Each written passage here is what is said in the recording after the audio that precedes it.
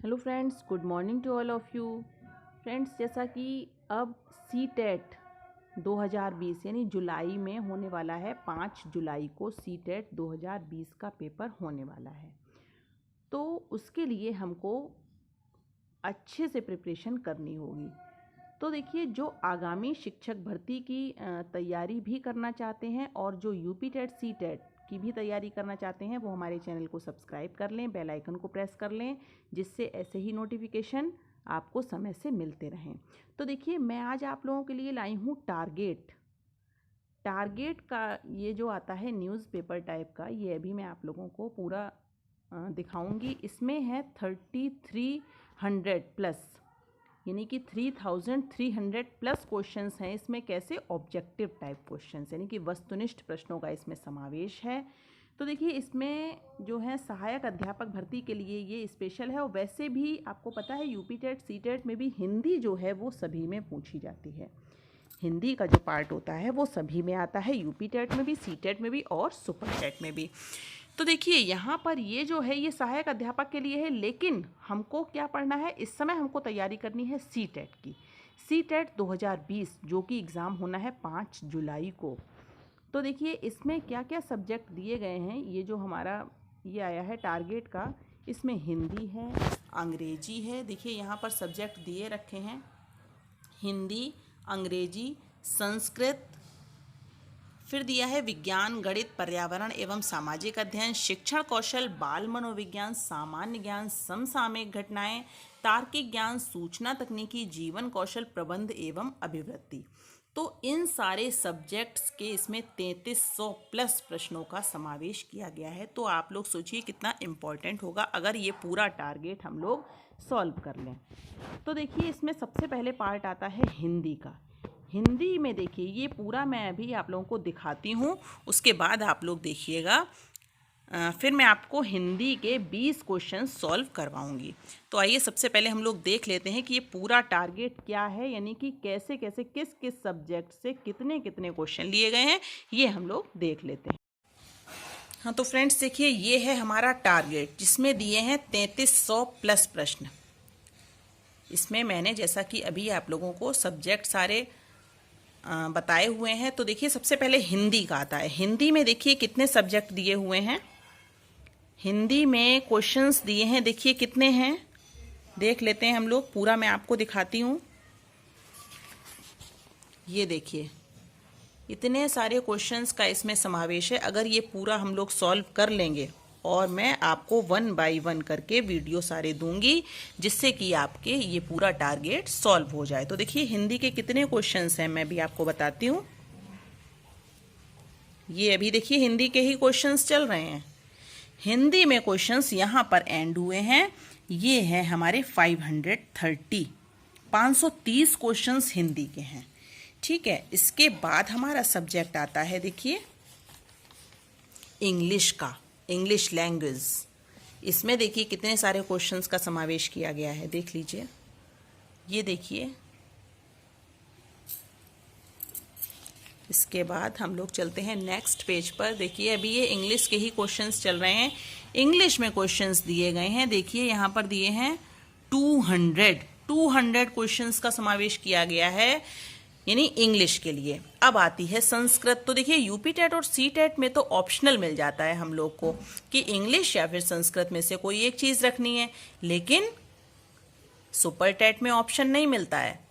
तो super TET के लिए हम लोग को इंग्लिश और संस्कृत दोनों की ही प्रिपरेशन करनी होगी। तो देखिए, ये संस्कृत के क्वेश्चंस अभी यहाँ आए हुए हैं, देखिए चल रहे हैं। ये सारे संस्कृत के ही क्वेश्चंस हैं। कितने सारे क्वेश्चंस दिए गए हैं यहाँ पर, ये सारे ही हम लोग सॉल्व करेंगे 1 बाय 1 वीडियो करके।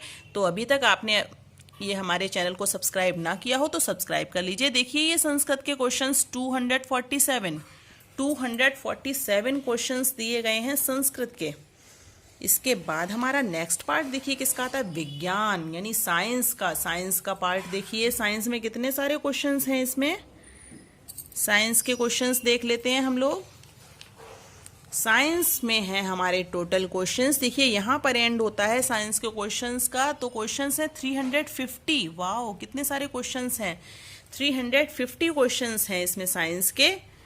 इसके बाद देखिए मैथ्स का भी बहुत ही अच्छा इसमें पार्ट दिया हुआ है, यानी हर टाइप के क्वेश्चन दिए गए हैं। तो ये सारे ही हम लोग सॉल्व करेंगे वन बाय वन करके। देखिए मैथ के कितने क्वेश्चंस हैं इसमें, मैथ के इसमें क्वेश्चंस देखिए दिए गए हैं, ये सारे ही मैथ के क्वेश्चंस आ रहे हैं। देखिए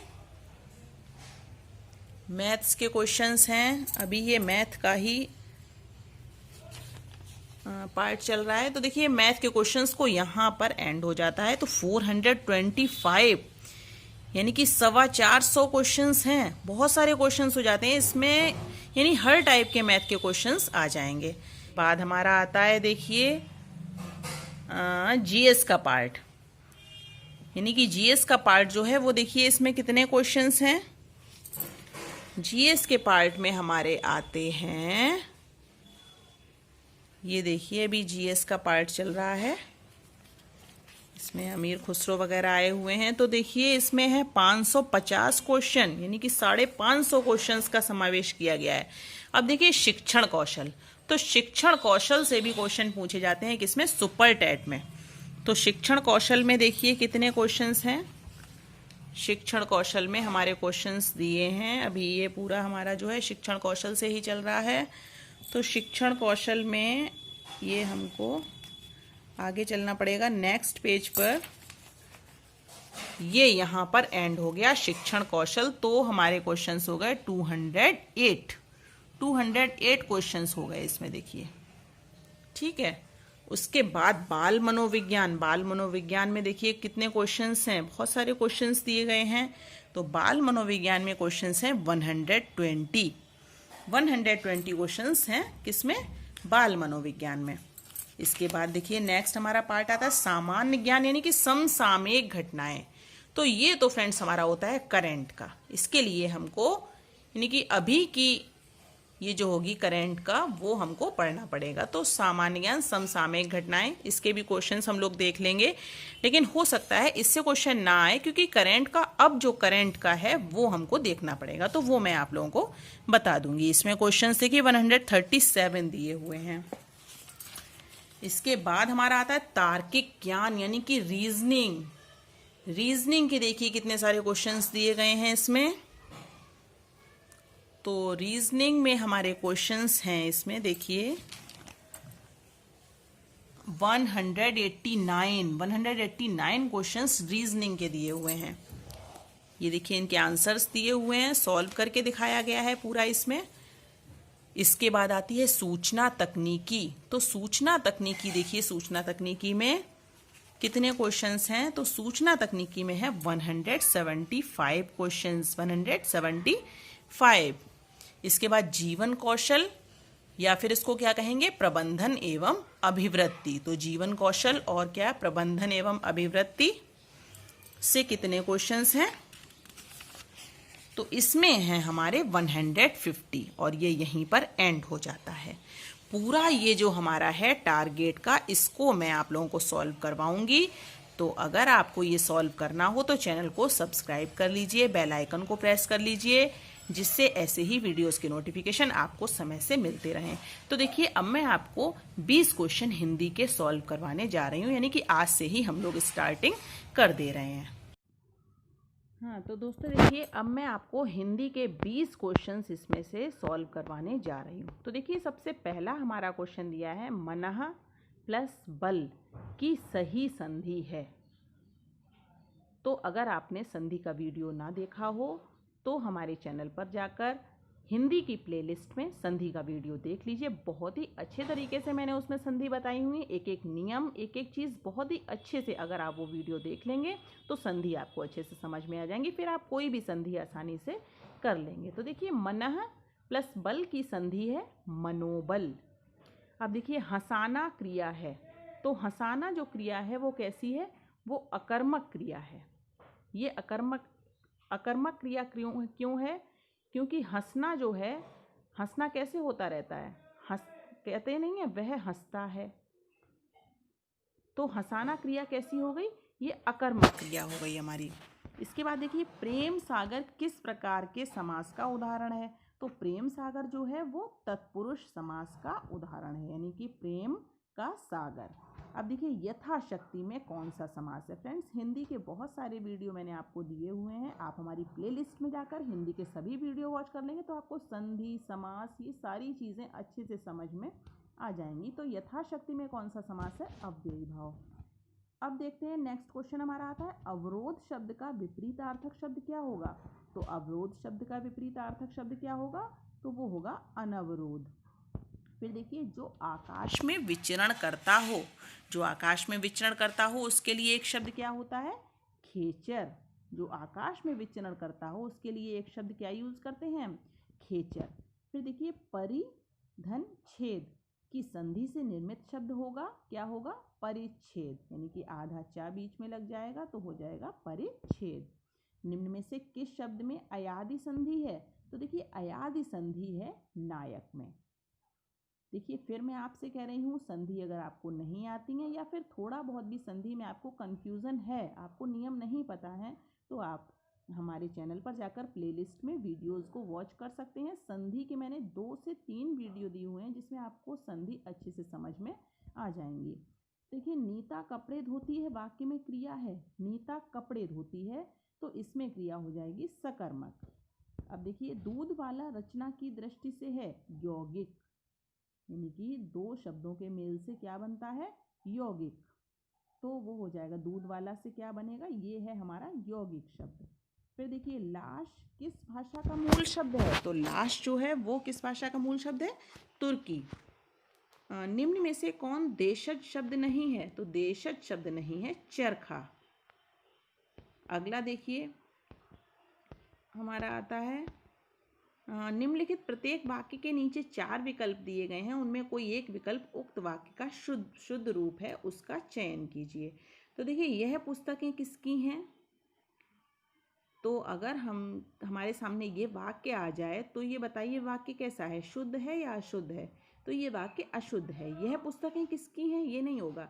अगर यहाँ पर होता यह पुस्तक किसकी है तो हो जाता यह, तो यह यहाँ पर ना लग के यहाँ लगेगा ये पुस्तकें किसकी हैं। इसके बाद देखिए इसके बाद वे वापस लौट आए, इसके बाद वे लौट आए, वे वापस लौट आए नहीं, इसके बाद वे लौट आए। फिर देखिए अगला आता है हमारा गर्दन उठाना किस मुहावरे का अर्थ है, तो गर्दन उठाना किस मुहावरे का अर्थ है, प्रतिवाद करना, प्रतिवाद करना गर्दन उठाना। निम्नलिखित में कौन सा विपरीतार्थक शब्दों का युग्म सही है, अग्र अंत।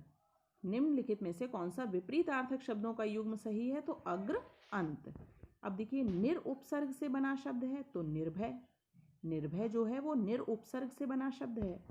ये और इसमें ये जो दिए गए हैं शब्द ये निर उपसर्ग नहीं है। इनमें देखिए निष्काम दिया है तो निष्काम में निर उपसर्ग तो नहीं है, और निहत था इसमें भी निर उपसर्ग नहीं है, और निश्चित इसमें भी निर उपसर्ग नहीं है। तो निर उपसर्ग किस में है, निर्भय में। जिसकी परीक्षा हो रही हो के लिए एक शब्द है परीक्षार्थी, ये तो बहुत ही आसान है, जिसकी परीक्षा हो रही हो तो इसके लिए एक शब्द क्या यूज करेंगे हम, परीक्षार्थी।